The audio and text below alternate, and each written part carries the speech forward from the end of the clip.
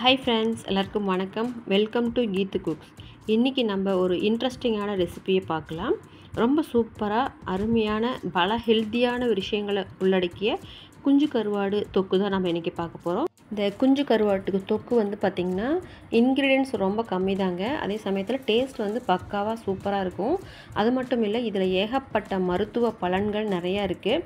இந்த வீடியோவை ஸ்கிப் பண்ணாமல் கடைசி வரைக்கும் பாருங்கள். நான் நிறைய டிப்ஸ் இதோட சொல்லியிருக்கேன், உங்களுக்கும் ரொம்ப யூஸ்ஃபுல்லாக இருக்கும். இந்த வீடியோவை முதல் முறையாக நீங்கள் பார்க்குறீங்கன்னா கண்டிப்பாக லைக் பண்ணுங்கள். என்னோடய இந்த கீத்து குக்ஸ் சேனலை கண்டிப்பாக சப்ஸ்கிரைப் பண்ணி வச்சுக்கோங்க.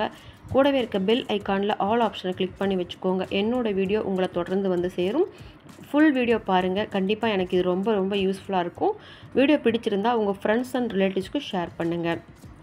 வாங்க இப்போ நம்ம ரெசிபிக்குள்ளே போகலாம். கருவாடு ரொம்ப பயனுள்ள ஒரு உணவுங்க. இதில் பார்த்திங்கன்னா 80 to 85% வந்து புரதச்சத்து தான் அதிகமாக இருக்குது. ஏன்னு கேட்டிங்கன்னா, அசைவ உணவுலேயே கருவாட்டில் தான் வந்து கொழுப்பே முற்றிலும் இல்லாத உணவுனா அது வந்து கருவாடு தாங்க. ரொம்ப யூஸ்ஃபுல்லாக இருக்கும். இது கொஞ்சோண்டு நம்ம வந்து போட்டு சாப்பிட்டா கூட நம்மளோட உடல் வந்து ரொம்ப ஸ்ட்ரென்தன் ஆகும். உடல் ரொம்ப பலவீனமாக இருக்கிறவங்க அடிக்கடி கருவாடு சாப்பிட்டு வந்துட்டு இருந்தாங்கன்னா அவங்களுக்கு வந்து ஆட்டோமேட்டிக்காக அந்த கால்சியமோட சத்து எல்லாமே முழுக்க எலும்பில் கிடைக்க ஆரம்பித்து அவங்களுக்கு வந்து வலு அதிகமாக கிடைக்கும். அதே போல் பாடி டயர்ட்னஸ் எல்லாமே கம்ப்ளீட்டாக ரெடியூஸ் ஆகிடுங்க. கருவாடு அதிகமாக யாரும் விரும்பாத போகிறதுக்கு காரணம் என்னென்னா அதோட ஸ்மெல் தான். அதை நம்ம வந்து எப்படி சுத்தம் பண்ணி நீக்கணுமோ அந்த மாதிரி நீக்கிட்டு நம்ம பயன்படுத்திக்கலாம். வாங்க இப்போ ரெசிபி பார்த்துடலாம்.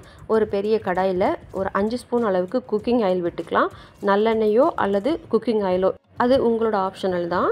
இப்போது எண்ணெய் சூடானதும் கடுகு 1/4 ஸ்பூன், சீரகம் 1/4 ஸ்பூன் போட்டுக்கலாம். இது கூடவே வெந்தயம் ஒரு 1/4 ஸ்பூன் அளவுக்கு போட்டுக்கலாம். 1/4 ஸ்பூனுக்கும் கொஞ்சம் கம்மியாக போட்டுக்கலாம். இப்போ வந்து சின்ன வெங்காயம் ஒரு அரை கப் அளவு, ஒரு 100 கிராம் அளவுக்கு எடுத்துக்கிட்டு அதை வந்து கட் பண்ணி அதையும் சேர்த்துக்கலாம். கூடவே 10 பல் பூண்டு குட்டியாக சாப் பண்ணி அதையும் சேர்த்துக்கலாங்க.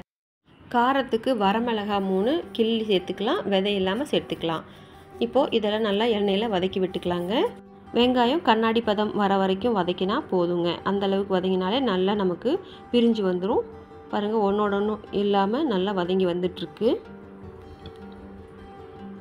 இப்போ வந்து நம்ம தக்காளி சேர்த்துக்கலாம். 2 தக்காளி சின்னதாக கட் பண்ணி அதையும் சேர்த்துக்கலாம். வெங்காயம் நல்லா வதங்கினதுக்கு அப்புறம் தான் நம்ம தக்காளி சேர்த்துருக்கோம்.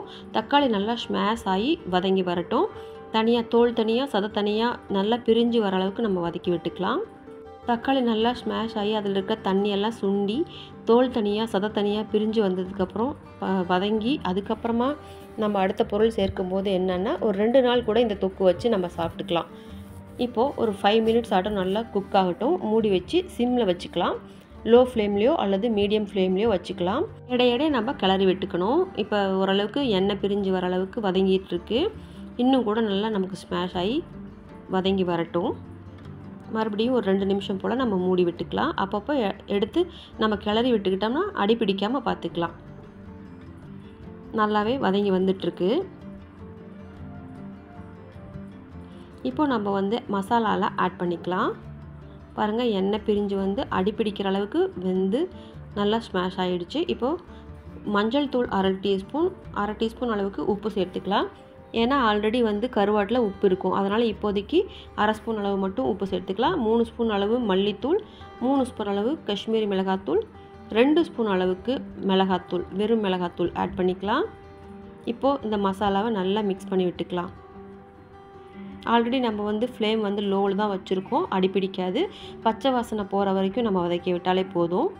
இந்த இன்க்ரீடியனே வந்து நல்லாவே தொக்கு மாதிரி நமக்கு வதங்கி வந்துட்டுருக்கு. இப்போ நம்ம புளி கரைசலை சேர்த்துக்கலாம். புளி வந்து பார்த்திங்கன்னா ஒரு நெல்லிக்காய் சைஸ் எடுத்து நல்லா டைட்டாக புளிஞ்சிட்டு அதை நான் சேர்த்துருக்கேன். நெல்லிக்காய்னா அரை நெல்லிக்காய் சின்னதாக இருக்கும்ல, கோலி குண்டு சைஸ்ன்னு வச்சுக்கோங்களேன். அந்தளவுக்கு புளி போதும். ஒரு பெரிய கோலி குண்டு அளவுக்கு இருந்தாலே போதும். இப்போ நல்லா அதையும் சேர்த்து மிக்ஸ் பண்ணி விட்டு நல்லா வதக்கி விட்டுக்கலாம். புளி சேர்த்த பிறகு நல்லா வதங்கி எண்ணெய் பிரிஞ்சு வந்ததுக்கப்புறமா நம்ம வந்து கருவாடு சேர்த்துக்கலாம். கருவாடு பார்த்திங்கன்னா ஒரு 150 கிராம் இருக்கும். நல்லா கொஞ்சம் போல் சுடு தண்ணி வச்சு அலசிட்டு அதை நம்ம நல்லா தண்ணி இல்லாமல் ஃபில்ட்ரு பண்ணி எடுத்து வச்சுருக்கேன். 2-3 தடவை அலசி விட்டுக்கலாம். அதில் மணலோ அல்லது உப்போ அதெல்லாம் இருந்ததுன்னா அந்த தண்ணியிலே போயிடும். அதுக்காக தான் 2-3 தடவை நம்ம அலசுறது. நல்லாவே சுத்தம் பண்ணியாச்சு. இப்போ அந்த கருவாட்டையும் இந்த தொக்கு கூடயே சேர்த்து நல்லா வதக்கி விட்டுக்கலாம். இப்போ கருவாடு வேகணும் இல்லைங்களா, அதுக்காக கொஞ்சம் போல் தண்ணி விட்டுக்கலாம். தண்ணி பத்தலைன்னா இன்னும் கூட நம்ம சேர்த்துக்கலாம். இப்போதைக்கு சேர்த்த தண்ணியோடு சேர்த்து நல்லா கிளறி விட்டு வதக்கி விட்டுக்கலாங்க. இந்த அனல்லையே கொஞ்சம் போல் நல்லா வெந்த பின்னாடி மறுபடியும் நம்ம தேவைப்பட்டால் தண்ணி ஆட் பண்ணிக்கலாம். ஏன்னா கருவாடு நல்லா வெந்தால் தான் சுவையும் அதிகமாக இருக்கும், அதே போல் சாப்பிட்றதுக்கும் நமக்கு நல்லா சாஃப்டாக கிடைக்கும். இப்போ இன்னும் கொஞ்சம் தண்ணி சேர்த்தாச்சு, இதையும் சேர்த்து நல்லா வதக்கி விட்டுக்கலாம். நான் அதுக்கப்புறம் 1 டம்ளர் அளவுக்கு மொத்தமாக தண்ணி சேர்த்துருக்கேன். நல்லாவே சேர்ந்து வெந்து வரட்டும். உடல் வந்து ரொம்ப பலவீனமாக இருக்கிறவங்க, இந்த நோய் எதிர்ப்பு சக்தி இல்லாமல் டல்லாக இருக்கிறவங்க, இரத்த சோகை இருக்கிறவங்க, அவங்கெல்லாம் இந்த கருவாடு வந்து சாப்பிட்டாங்கன்னா ரொம்பவே எனர்ஜெட்டிக்காகவும் இருப்பாங்க. ரத்தம் ஊற ஆரம்பிச்சிடும். அவங்களுக்கு நோய் எதிர்ப்பு சக்தி அதிகமாகி ஆன்டி ஆக்சிடென்ட்ஸ் நிறையா இருக்கிறதுனால ஆன்டிபயோட்டிக் தானாகவே உடம்புல இன்க்ரீஸ் ஆகுங்க. இப்போ இடையிடையே நம்ம எடுத்து கிளறி விட்டுக்கலாம். மூடி வச்சு வேக விட்டாலும் அப்பப்போ எடுத்து கிளறி விட்டோம்னா ஈவனாக வெந்து வருங்க. இப்போ பாருங்கள், நல்லாவே வெந்து வந்துட்டுருக்கு. நல்லா எண்ணெய் பிரிஞ்சு வந்துட்டுருக்கு. எடுத்து டேஸ்ட் பார்க்கலாம், உப்பு காரம் பார்த்துக்கலாம். ஆல்ரெடி கருவாட்டிலையும் கொஞ்சம் போல் உப்பு இருக்கும். இப்போ நம்ம சேர்த்த உப்பு போதுமானதான் இருக்கான்னு செக் பண்ணிக்கிட்டு தேவைப்பட்டால் மறுபடியும் ஆட் பண்ணிக்கலாம். தேவைப்பட்டால் மட்டும் ஆட் பண்ணுற மாதிரி நம்ம ஃபஸ்ட்லேயே கொஞ்சம் கொஞ்சமாக தான் ஆட் பண்ணிக்கணும். பொதுவாக அசைவ உணவில் கொழுப்பும் இருக்கும், புரதமும் இருக்கும். ஆனால் இந்த கருவாட்டில் மட்டும் பார்த்திங்கன்னா 80 to 85% வரை வெறும் புரோட்டீன் மட்டும்தாங்க இருக்குது. அதனால் தாராளமாக வந்து சின்ன குழந்தைங்கள்லேருந்து பெரியவங்க வரைக்கும் இந்த கருவாடு சாப்பிட்றது ரொம்ப நல்லது. நம்ம சாப்பிட்ற உணவுகளில் கருவாட்டை அதிக அளவில் எடுத்துக்கிட்டோம்னா நோய் எதிர்ப்பு சக்தி தானாகவே அதிகரிக்குங்க. கருவாட்டில் அந்த அளவுக்கு ஆன்டி ஆக்சிடென்ட் நிறையா இருக்குது. அதே போல் இருமல் சளி உள்ளவங்க கருவாட்டு குழம்பு அடிக்கடி எடுத்துக்கிட்டோம்னா உடல் நலம் நல்லா தெரிய வரும். இந்த டல்லாக இருக்கிறாங்க பார்த்திங்களா, எனர்ஜெட்டிக்கே இல்லாமல் ரொம்ப சொங்கி மாதிரி இருப்பாங்க பார்த்திங்களா, அவங்களுக்கெல்லாம் கருவாடு அடிக்கடி செஞ்சு கொடுத்தோம்னா உடலில் இருக்கிற நோய் கிருமிகள்லாம் அழிஞ்சு இன்ஃபெக்ஷன் லெவல்லாம் குறைஞ்சி ஆன்டிபயோட்டிக் தானாகவே பூஸ்ட் ஆகி ரொம்ப எனர்ஜெட்டிக்காக மாறிடுவாங்க.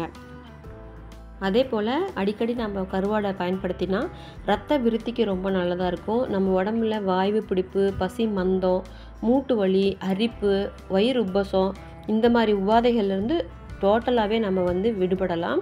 அந்த அளவுக்கு கருவாட்டில் பயன்கள் அதிகமாக இருக்குங்க. ரொம்ப சூப்பராக குயிக்காக நம்ம செஞ்சு முடிச்சிட்டோம். அருமையான டேஸ்ட்டில் வந்திருக்கு. இது சாப்பாட்டில் போட்டு பிசைஞ்சு சாப்பிட்டா, சுட சுட சாப்பாட்டில் போட்டு பிசைஞ்சு சாப்பிட்டா அவ்வளோ அமிர்தமாட்டம் இருக்குங்க. நல்லா வாஷ் பண்ணிவிட்டு அதை ப்ராசஸ் பண்ணி கரெக்டாக நம்ம சமைச்சோம்னா இதில் ஸ்மெல் கூட அதிகமாக இருக்காதுங்க. முக்கியமான ஒரு பாயிண்ட் நான் சொல்லிடுறேங்க. எண்ணெய் தேய்ச்சி குளிக்கிற அன்னைக்கு இந்த மீன், நண்டு, இறால், தயிர், மோர், இந்த கருவாடு அது கூட சேர்த்து நம்ம சாப்பிடாமல் இருக்கிறது ரொம்ப நல்லது. அதுவும் சைனஸ் தொல்லை இருக்கிறவங்க, சளி இருமல் ஆஸ்துமா தொல்லை இருக்கிறவங்க தலைக்கு குளிச்சுட்டு அந்த அன்னைக்கு இந்த மாதிரி ப்ராடக்ட்லாம் எதுவுமே சாப்பிடக்கூடாது. அதாவது மீண்டும் சொல்கிறேன், கருவாட்டோடு சேர்த்து மீனோ நண்டோ இறாலோ தயிர் மோரோ சாப்பிடவே கூடாது. அது வந்து இன்னுமே நமக்கு உபாதையை ஏற்படுத்தி விட்டுரும். மற்ற நாட்கள் எல்லா நாட்கள்லையுமே நம்ம வந்து இந்த எல்லா உணவுகளையுமே எடுத்துக்கலாம், தாராளமாக எடுத்துக்கலாம். பெரியவங்க அந்த காலத்திலே சொல்லிட்டு போயிருக்காங்க, இந்த உணவோட இந்த இணை உணவை நம்ம சாப்பிடக்கூடாது அப்படின்னு சில உணவுகளை ரெஸ்ட்ரிக்ட் பண்ணி வச்சுருக்காங்க. அதில் வந்து தயிர் கூட மீன் இருக்குது. மீன் சாப்பிட்ற அன்றைக்கி தயிர் சாப்பிடக்கூடாது, கருவாடு சாப்பிட்ற அன்றைக்கி தயிர் சாப்பிடக்கூடாது. இதெல்லாம் தலைக்கு குளிச்சுட்டு சாப்பிடவே கூடாதுங்க. சாதாரண தலைக்கு குளிக்கிற அன்றைக்கி சாப்பிட்டுக்கலாம், எண்ணெய் தேய்ச்சி குளிக்கிற அன்றைக்கி இதை சாப்பிடக்கூடாது. இன்னும் தெளிவாக நிறையா பேத்துக்கு டவுட் வந்துடும். அதுக்காகத்தான் நான் ஒன்று படிப்படியாக உங்களுக்கு புரிகிற மாதிரி சொல்லியிருக்கேன்.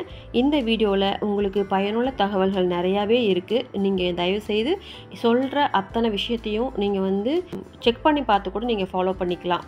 என்னை போல் மற்றவங்களும் நல்லா இருக்கணும் அப்படிங்கிற காரணத்துக்காக நான் இவ்வளோ விஷயமும் உங்களுக்கு தேடி கொடுத்துருக்கேன். கண்டிப்பாக இந்த வீடியோ உங்களுக்கு பிடிச்சிருக்குன்னு நான் நினைக்கிறேன். என்னோடய வீடியோ உங்களுக்கு பிடிச்சிருந்தால் கண்டிப்பாக லைக் பண்ணிவிட்டு சப்ஸ்கிரைப் பண்ணி வச்சுக்கோங்க. பெல் ஐக்கானில் ஆல் ஆப்ஷனை கிளிக் பண்ணி வச்சுக்கோங்க. என்னோடய நோட்டிஃபிகேஷன் உங்களை வந்து சேரும். நான் உங்களை அடுத்த வீடியோவில் மீட் பண்ணுறேன். தேங்க்ஸ் ஃபார் வாட்சிங் this video friends. Thank you, bye, take care.